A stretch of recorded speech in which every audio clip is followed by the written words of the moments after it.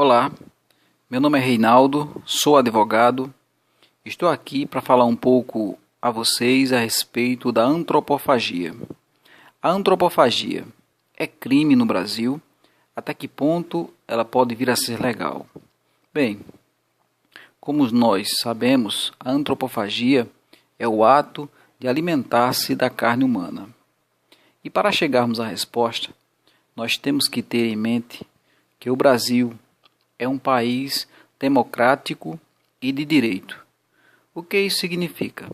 É um país democrático porque o povo brasileiro escolhe os seus representantes através do voto. E vai além. O povo brasileiro, além de escolher, também pode ser votado. Por isso, o Brasil é um país democrático. É um país de direito porque nós estamos sob a proteção de leis. Nós estamos sob a égide de leis e existem várias leis vigentes no Brasil. Código Penal, Código Civil, Código de Processo Civil, Estatuto do Idoso, Estatuto da Criança e do Adolescente são exemplos de leis. O conjunto dessas leis é comumente chamado de ordenamento jurídico. A maior delas, a maior de todas as leis, é a Constituição da República, promulgada em 1988.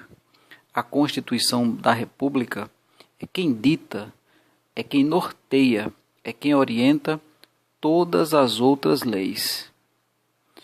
A nossa Constituição da República, ela tem digamos assim, um apelido. Ela é chamada carinhosamente de Carta Cidadã, Constituição Cidadã, porque dentre os seus artigos, vários foram os direitos aos cidadãos que foram inseridos na Constituição.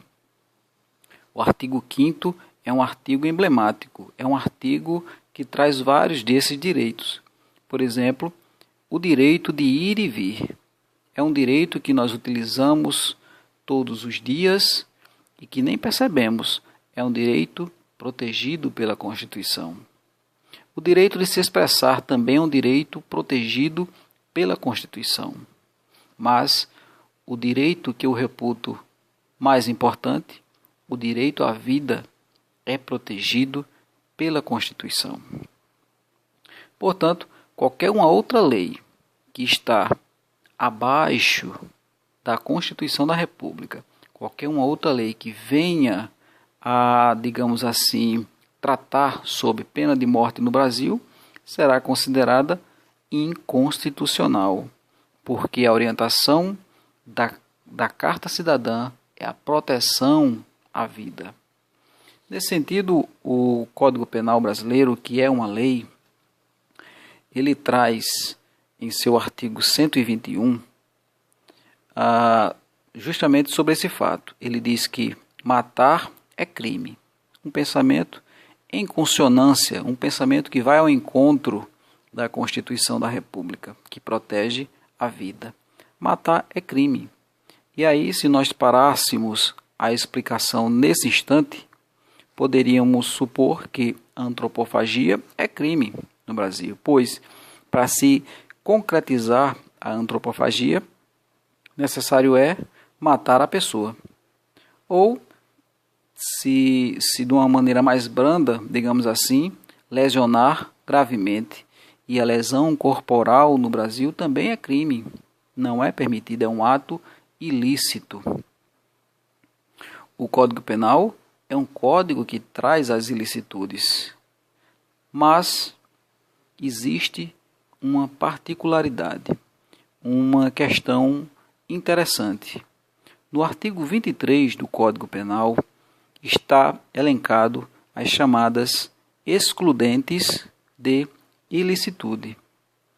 São situações que, se o crime for cometido naquelas circunstâncias, exclui a ilicitude. Um exemplo disso aqui, de uma das excludentes da ilicitude, é o estrito cumprimento de um dever legal. A exemplo disso, podemos destacar o policial. que ao ver o infrator, que ao ver aquela pessoa cometendo um crime, vai tentar, digamos assim, interromper aquela situação e o infrator reage e ele acaba atirando, o policial acaba atirando e matando a pessoa. O policial cometeu um crime, sim, matou uma pessoa. Matar é crime, mas ele estava no estrito cumprimento de um dever legal. Portanto, exclui a ilicitude. O ato dele deixa de ser ilícito e torna-se lícito. Outra questão interessante é quando você está em uma determinada situação, uma pessoa vem matar o cidadão. E aí, quando ele vem matar, ao invés de lhe matar, a pessoa vai e mata o outro. Isto aí é uma excludente de ilicitude. Esta aí é chamada legítima defesa.